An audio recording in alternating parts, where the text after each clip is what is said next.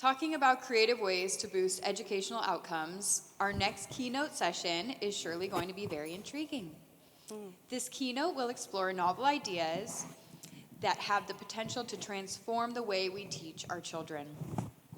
To take us through the session titled Education Reboot, Innovative Ideas to Rescue Our Children from the Conventional Learning Model, we have none other than our sponsor, Pamela Furr, CEO and founder of Puzzle Box Academy, and an experienced educator in early childhood education. Let's welcome Pamela on stage with a loud round of applause. Thank you. I'm not going to stand at the podium, obviously, for vertical reasons. So hi, how are you all doing? Thank you. I wanted to start this morning by saying namaste and namaskar to everyone here in attendance. For those of you that do not know what that means, it means I honor the divinity in each one of you. It's extremely important to me because that is the philosophy of my family at home. So, camera, wherever you are, I love you guys. I know you're watching live. That's my family. My family is my staff over, where did you go, guys? Dun, dun, dun. This is my Vanna White impression of the wonderful technology that they've practiced multiple times. There we go. So we're going to start out, but why am I up here talking to you all? I am a mom of a wonderful, bright young man, like many of you all have children, who actually changed my trajectory of life. I was a corporate negotiator for Aetna Healthcare, so I came from the business world. I was not an educator at first.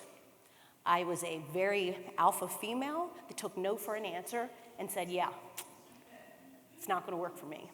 By the time I was 27 years old, I was running the entire negotiation department for Aetna Healthcare.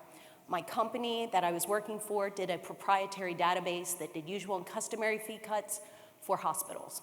So I am an auditor. That is how my brain thinks. That's how my brain works. And I do not take no for an answer, and I do not know for an answer. My team will stand behind me and tell you all that in more ways than one. So in 2005, I was blessed at 27 with a wonderful little boy. My little boy came into this world and brought so much new life to this business corporate woman. A new world opened up, a new path opened up. 2006, my world changed because my perfectly functioning little boy changed. He had complete communication. He had eye contact. He would say, "Mommy, up, bao." So many parents that I'm talking to in the field today have all gone through this. His birthday is August the 13th, but by Thanksgiving that same year, I lost my little boy. All communication stopped. All contact with his eyes stopped. And he went into what we call the zone. So I thought I was alone. I thought something was wrong. Oh my gosh, what's happened to my little boy? I went to my pediatrician. Like all wonderful parents do, you go to that first line of defense. Doc, what's happening? Oh, don't worry. All kids develop at a different rate. I'm like, but my son was talking. I have video. So I'm a little older than most of the crowd in here, and so video was a new thing. We didn't have cell phones. I remember the bag phones, the Nokia phones that were about as big as your hand. So we still had the JVC camcorders that we were out there. So I could show video of his first birthday. I could show him talking. I could show him interacting with everyone. So I kept going back. What happened? What's going on? What can I do? This is a question all parents ask. And especially nowadays, it's not just parents. This is what grandparents ask. This is what aunts and uncles ask. And I'm going to be very big on this because it's called community. Something that I've been hearing over and over and over while we've been here at this conference. The gentleman yesterday, Dr. Kelly, that was on stage, talked about us all being family. We are all more family than what you realize. When we start seeing each of us connected, then we will stop seeing color. We will stop seeing race. We will stop seeing creed and religion. Because if I hurt you, I'm hurting myself. My children have showed me that. And I'll get to that in a second because I do only have one biological, but right now I've got about 111 that I consider my family. So I did what every good mama did. I went to the doctor, I listened to the doctor, didn't like that answer, so guess where I went? To Dr. Google. Okay, how many of us have all done that? We've got a question, we have a problem, what do? We go to Dr. Google. This isn't right. Something's wrong here. I know what my doctor says, but I have to trust mommy gut. Something's going on. So I started putting feelers out. I started asking questions, and I was still told, oh, all children develop, maybe something happened. Because my son was very receptive. I could tell him, no, and he would stop. I could tell him to go get his toy. And with a little hesitation, he would go get his toy. But he couldn't communicate anymore. He was in his own little world. And I see this all the time nowadays, more than what I want to take and realize. When my son finally got diagnosed, which we can talk about as a 9 to 13-month process even today, that is another problem that we've got. We found out that he could be on the autism spectrum. But my pediatrician could not tell me because she didn't have the knowledge to make that determination. So then I was put onto the wonderful circus train of where do we go next for information then? Who do we go find? During this time, it was a revolution of doctors. They were called DAN doctors. That's Defeating Autism Now. They were a specialized group of pediatricians that saw the problem that was coming. At that point, we were at 1 in 185 kids were being diagnosed with ASD, autism spectrum disorder. Today, we are 1 in 38 children being diagnosed with some type of neurodiversity. So I just want that to sink in a little bit for you all. In 16 years, we didn't get any better. We got worse. We talk about pandemics. We have a pandemic that is a global front right now that is affecting all of our children. The pandemic that we had with COVID is nothing compared to what we are dealing with, not only as educators, but as a community and as a society. Neurodiversity is something that we all have to learn about. But in my field, in my home, we don't see color, sex, or creed because we've all been affected by something even bigger. We've been affected by the fact that we don't develop the same way. So it doesn't matter if we're black, if we're white, if we're yellow, if we're cream, if we're purple, if we're green. If you want to see what unity looks like, please come down to Florida. Let me show you my school. Because my families that are there, they all know that they're family because we're all fighting the same struggle that has no cure and no causality. From 1 in 185 to 1 in 38 right now that we are fighting for our kids. We're in a system that is not prepared for it. We're in a community and a society that still thinks they're outliers, when really now the 50-50 mark is very close there, guys. So I want to talk to you about how do we as a community come together for these children. Because this does not see, just like a plague, just like a crisis, it doesn't see what your bank account has in it. It doesn't see what family you come from. It doesn't see what side of the railroad tracks you come from. It is non-discriminatory. 1 in 38. These are really tough conversations that we have to now have with families that want to have children.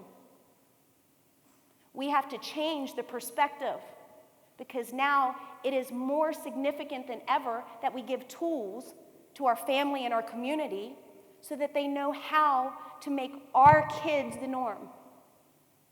So, they're hating me because I didn't use the monitor. If you can put it back up there, I'm ready now. I've gave you a little bit about me. I want to show you my family that's at home right now. And just so you all are aware, even my high school kids, love you all, are watching me right now. So This is Puzzle my Box family. Academy was founded on the belief that every child deserves an environment to help them learn and grow as individuals. Rockledge is a school for children with learning differences. We range from preschool to TK1. We let kids be kids. We learn through play. There is no homework. Kids are encouraged to be themselves. My daughter is not the same little girl she once was. She's much more happy, confident. So that is my Rockledge campus. We have 3 campuses with Puzzle Box. 3 campuses that serve the entire community, from preschool all the way to dual enrollment in our high school program. We have been an affiliate of Liberty University for the last 6 years. We also are an affiliate of Florida Virtual School because we believe in cross-platforming for all of our students. No child learns the same. No child, just like everyone in here, does not learn the same. As I get ready to go through some of the obstacles and some of the things that we can use as resources, I have the wonderful pleasure of having Dr. Manuel Rodriguez, which is one of my executive clinical directors here with me, as well as executive clinical director Missy Owens. These 2 people are going to pass out to you all notes for this speech. Remember, I told you everyone learns a little bit differently. So I could talk to you all for hours upon hours because at this point I have about 16 years experience as an educator, administrator, CFO, and COO inside of my company. I am the custodian, I am the babysitter, I am the therapist, I am the teacher, but most of all, I am a mom. I am a mom to every single student that comes into my door. You can love me or you can hate me. I am not here for you all as the adults. I am here for those students that come to me. I am here for my teachers that know the diversity that's inside of my building, that love every single one of those students that they see every day. And that's what every single one of us needs. It's called passion. Because if we don't have passion, we are a robot. Why are we robots? Because we are in a society that has bred robots. I will get to you in that in just one second. Here we go, guys. Now I'm going to talk to you about my next campus. This is my Palm Bay campus. This is my elementary school that goes from preschool all the way up to junior high. Our junior high is in a different campus this year, so I want to give some credit to these guys here. Here at Puzzle Box Palm Bay, applied behavioral analysis is infused every day into our classrooms to help our students positively get reinforced. With our clinical staff, we're able to support those students that might need that additional support in the classroom to give the greatest gains that they can give. Our strong classroom management allows our students to know what to expect every day. Every child's curriculum is individualized, and they find a place that they can call home. We are a huge family. So about 5.5 years ago, and let me rewind this for you a little bit. I was blessed enough to be personal friends with a wonderful, groundbreaking gentleman in the field of ABA, Dr. Jose Martinez Diaz. And unlike most people that got to know him on a clinical side, I got to know him as a mom. And I got to talk to him as a father. And he opened, just there with B.F. Skinner and Dr. Carbone, wonderful strategies in ABA and how to work with our children on the spectrum. But as a dad, one of the biggest things that he had hoped to do was to open a school, because it was the missing piece. It was pulling education with the benefits of applied behavioral analysis together. ABA is one of the only proven forms of therapeutic services that can actually help children on the spectrum. Now, that's that's the CDC's wonderful information. Sitting down with our children and playing with them, getting down eye to eye with them, this is what they need. They don't need someone standing up intimidating them. We all have done this, sitting down. Yesterday's presenter showed a wonderful classroom and how it hasn't changed in the last 30 years. Looks identical. It's a broken system, guys. That's the robots. We're going to get to that in just one second. Dr. Jose told me about Morningside, Dr. Kent Johnson in Seattle, Washington, and how he was taking neurotypical children into his program that needed a one-up. So children that didn't get the foundation knowledge, because the public school system here in the United States is a cylindrical system. So I don't know about you all, but my grandfather built houses for a living. So the foundation is the most important part of any stability. The foundation, if that foundation is not firm, no matter what we put on it, it will fall. May not fall today, may not fall tomorrow, but 5 years from now, you're going to get a crack, and the next thing you know, you're going to have the foundation replaced. This is what's happening in our education system right now. We are hoping that 20% of the students get where we're going. We are not teaching to the top 10%, and we are not teaching to the bottom 10% of the students that are in the classrooms. Do you know why? Because even in a neurotypical environment, there is no teacher, and I have met plenty of them in my travels, no teacher that can justify and tell me that they have given individual treatment to every single one of the students in their classrooms, because most of our teachers now are underpaid and overworked. 22-1 is the average of a classroom right now. And my friends at home, I know they're telling me, watch your face, Pam. Watch your face. I talk with my eyes, just like most of my students do. It's just whether or not you actually take the moment to look in the window. So I worked with the Morningside team and Dr. Kent Johnson to integrate his principles that he has done over the last 25 years working with neurotypical students. And the auditor in me said, okay, well now let's take ABA and let's take this approach and let's work it together. So our curriculum is custom blended for every single student. We also don't wait 9 weeks to sit down and have a talk with a parent and say, hey, little Johnny, he's really suffering in math. He's going to get a D this time, so we need some intervention. Well, when did that D happen? 4 weeks ago. So what's happened to the other 5 weeks? How further behind did Johnny get? That foundation again, not the cylindrical. So he just skated by in class. So Johnny now isn't just at a 70% in class. Johnny hasn't gotten the concepts that he can build on now, so that when we go next week and we start talking about more math incentives, he's going to be lost. How many kids, how many of you all don't raise your hand when you have a question? Even sitting today as adults, and all of us that are here at this conference are successful adults for us to be here. And how many of us are still too afraid to be the one that's going to say, wait, that doesn't sound right, or I don't get it? That has been the hardest thing for me personally to learn, is to say, I don't know. I don't know, teach me. I don't know where I'm going with this, can you help me? Why? Because that's breaking the mold. I'm not in format. I'm not ready, I'm not sitting properly. I'm asking questions, I'm breaking the system. So our teachers at Puzzle Box teach our kindergartners how to data plat. My kindergartners that are non-neurotypical, that are all neurodiverse, are sitting down in my classroom in kindergarten, and they change classes in kindergarten.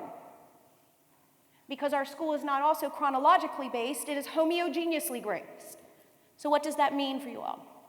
That means that I may have a 5-year-old that can read at a first grade level, but doesn't understand anything about math, which he shouldn't. We're teaching that. That's what he's here with us for. But why am I holding him back? To get bored? Because most of your children that are diagnosed with ADD or ADHD, we'll talk about that on the side note, I think that's just all a bunch of crap, means they need some activity. That means they need to be challenged. That means they need to be up out of that seat. We can't sit here for 2 hours as adults, but yet we're asking our children to sit for 90-minute segments into a classroom with material they may find completely boring. So yes, our population who has transitional issues, we're teaching at kindergarten how to stop their reading lesson to get up and move to a new teacher, because now I'm going to talk with Miss Jane in math. Why? Because we're giving them the feeling of confidence, because we're not letting them sit in something that they're not excelling in. But we're also peer modeling them with students that are also having math problems so that they can be risen up together. So, I was supposed to stop right here at Palm Bay. When my son went and left our Palm Bay campus to go to one of our private schools in our local county that is neurotypical, again, that's the goal for me, not to have a job. That is the goal for every one of my teachers, every one of my therapists. Yes, we are different. We are different than any other therapy company that you will ever find because we don't want to work. Our role is to give all of our parents and our community the tools so that every day we are all working together. Yes, has to be a monetary value around it, has to be associated, because again, I'm breaking generational patterns that are so used to sending their kid to school, letting the teachers take care of it. Not at my school. My parents are required to do at least 6 parent trainings out of the 12-month session. They can be done online. We put all of our parent training online just for you all. You can even go to puzzlebox.com. You'll see puzzleboxacademy.com. Sorry, Jen and Manny, I know you're already checking me on that one. Because there are still areas in this country and in this world that do not have access to this type of education, do not have access to therapeutic interventions. So our goal was to make it for free. So all of the families across this world and this country can go to our website and they can get free parent training. But it was supposed to stop there because now my kid could go into neurotypical school. Mommy doesn't have to worry about this. Until he did. And I had a meeting. Oh, here I am, the CEO of the school, administrator, educator. I had his BCBA with me. I had our clinical director. His neuropsychologist was with me on this meeting because I wanted to have my IEP meeting to find out. How's he doing? How's everything going? Where's the progression? He's in 9th grade. And I was told at that meeting from the dean these wonderful words: we do not cater to the top 10% or the bottom 10%. Now, you all don't know me, but just from my personality here, yeah, I am feisty. And I said, excuse me? I said, are you kidding me? Did I really just hear what you said to me? It horrified me because I could not imagine any conversations with any of my parents sitting down with them and saying, hey, Mom, I'm so sorry, we just can't cater to Johnny. You took my money. So what makes him any different than any of the other students? When I say you took my money, let me explain that. Every single one of you, the federal government is taking your dollars here in the United States. Everyone's country is a little bit different in their educational funding system, but your taxes pay for that. That's why we are under a belief that every child deserves the exact same education and quality of care and service. That is a belief because it is not happening. I will be here to stand in front of you and tell you that is not happening. Every public school I have been to, every private school I have been to, I have not seen that yet. So my parents said, well, what are you going to do with Loki? And I said, well, we made a pact, him and I. I said, we need to prove these people wrong, honey. So we made an agreement that if he was on AB honor roll, again, with a school that told me they give no accommodations, they didn't care about his IEP. We're a private school. We don't have to comply. Okay. Well, he's a ginger too. And I told him, I said, if you do this, I will take you out of the school and I'll let you go to Liberty's online program. Well, guess what he did? He proved Mama right. So no accommodations at all coming from Puzzlebox going into a religious school that's in our county private school. He proved them wrong too, showed them all. Not only he was on AB, all A's, but 1B. Man, I was really hoping to give it to him. But he was on the AB honor roll, and I withdrew him in January. But being the alpha female I am, and the whole reason that I started Puzzlebox is because I wasn't going to allow uneducated grandparents, aunts, uncles that are taking in and stepping in to do the job be beat down by a system. So we expanded. So now, not only do we go all the way to 6th grade, we go all the way to senior year in dual enrollment. My son graduated this May, a year early. Oh, hold your applause real quick. And on top of that, this January coming up, January of 2024, he will graduate from Liberty University with his associates in psychology. Now, I am not saying that that's going to happen for every student that comes into my door, because we have to custom blend it for that child. What I am saying is that the opportunity should be available. So, hence my next wonderful project. This is our Legacy High School. Now, Legacy High School is not called Puzzle Box Academy. Do you know why? Because my kids busted their butts to be in a program with no accommodations. So my high school caters to students that are neurodiverse, and I say neurodiverse because those students that do not understand what gender they are in right now, who are trying to figure themselves out, that may not be ASD, they may not be ADD, they may not be AHD, every initial under the wonderful world. I got A, B, C, D, E, F, G. But these kids have worked so hard that they're doing this independently. So I have 10 years now, ladies and gentlemen, under my belt, from preschool all the way up to senior year, that I can show you that 2 parents making minimum wage in the United States can go to a year-round private school. So not only did I do it where I pay my teachers higher than the public school system, but I made it affordable.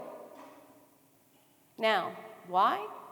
Because I wanted to stick it to the public school system, who get more money allocated to each one of their students than what my tuition is for year-round school in my program for neurodiverse students.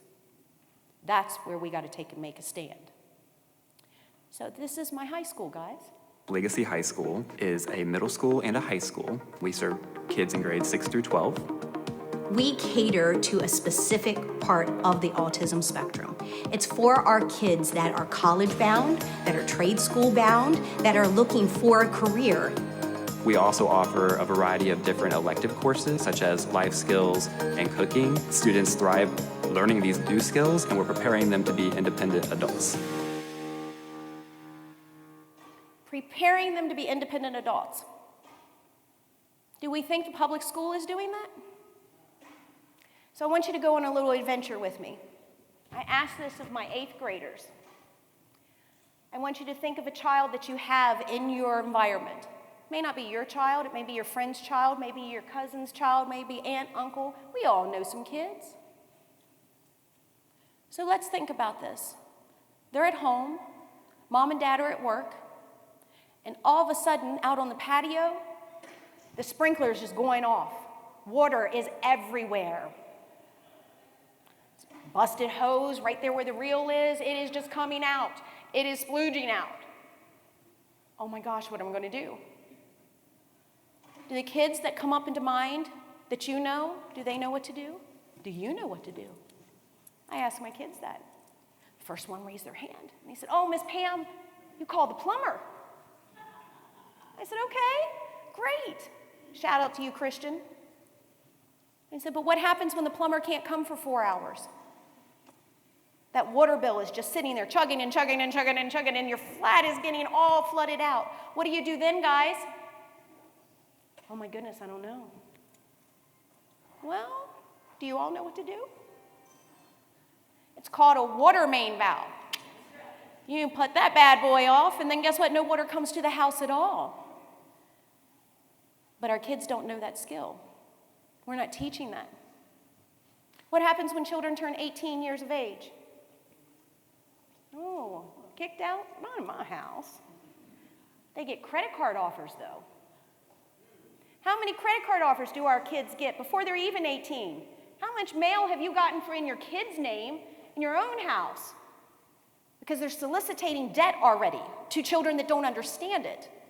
Why? It's again because we are in a broken system. Because we're trying to. We want to talk about slavery, guys. The American school system is slavery right now more than what any of you all realize. How many of you all have student loan debt? How many of you all, before you could even get into your foot into the career path that you wanted, had $100,000 worth of debt? That's not freedom. It's not freedom.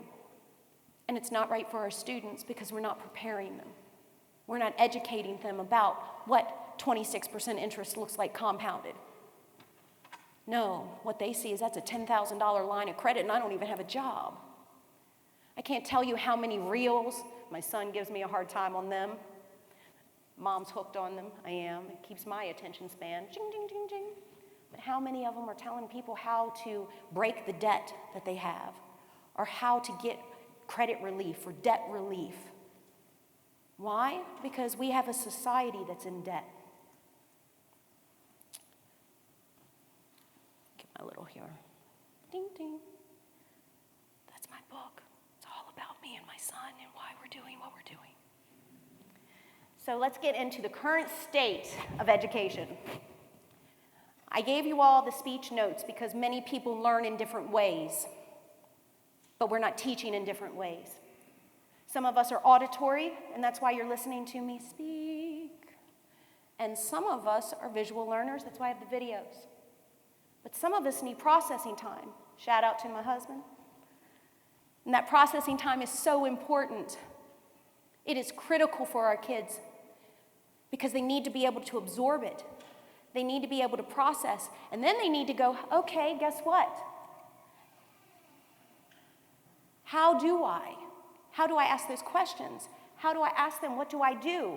I don't understand this knowledge. Our public school system right now is not giving us the answers. We have a system that was built on a Prussian model before the Industrial Revolution, and it has not changed. You all have the notes because I like to talk. You can come see me at my booth. I'll give you this all day long. But it's a lack of individuality, it's a uniform approach, and we need transformation. I give you all the data within the notes that you have there to talk about the essence of why the public school system is in the situation it currently is. We needed factory workers, guys. The long and the short of all of this is we needed factory workers and we needed babysitters.